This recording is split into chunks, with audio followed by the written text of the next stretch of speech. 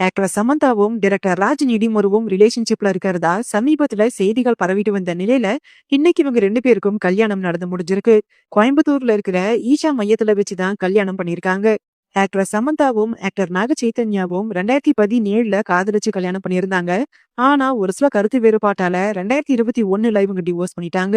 அதுக்கப்புறம் நாக சைத்தன்யா கடந்த 2024வது வருஷம் டிசம்பர் 4ஆம் தேதி ஷோபிதா துலிபாலாவை இரண்டாவது கல்யாணம் பண்ணியிருந்தாரு. நாக சைத்தன்யா இரண்டாவது கல்யாணம் பண்ணதுக்கு அப்புறம் சோசியல் மீடியால நிறைய பேர் சமந்தாவும் இரண்டாவது கல்யாணம் பண்ணிக்க போறாங்கன்ற மாதிரி சொல்லிட்டு வந்தாங்க. ஆனா சமந்தா அதுக்கு மறுப்பு தெரிவிச்சு இந்த மாதிரியான பொய்யான செய்திகளை பரப்பாதீங்க, என்ன நிம்மதியா வாழ விடுங்கன்னு சொல்லியிருந்தாங்க. அந்த வகையில கடந்த சில மாதங்களாவே சமந்தாவும் ஃபேமிலி மேன் டைரக்டர் ராஜ் நிடிமுருவும் டேட் பண்ணிட்டு இருக்கிறதாவும் கூடிய சீக்கிரத்துல கல்யாணம் பண்ண முடிவு எடுத்திருக்கிறதாவும் செய்திகள் வெளியாச்சு.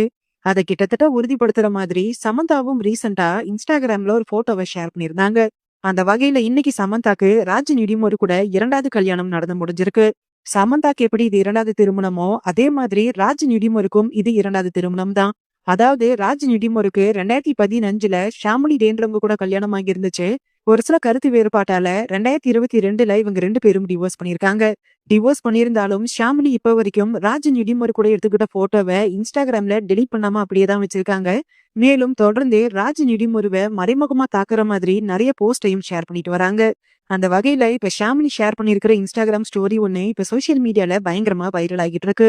அதுல என்ன சொல்லப்பட்டிருக்குன்னா, மோசமான நிலையில இருக்கிறவங்க விபரீதமான காரியங்களை செய்வாங்கன்னு சொல்லப்பட்டிருக்கு.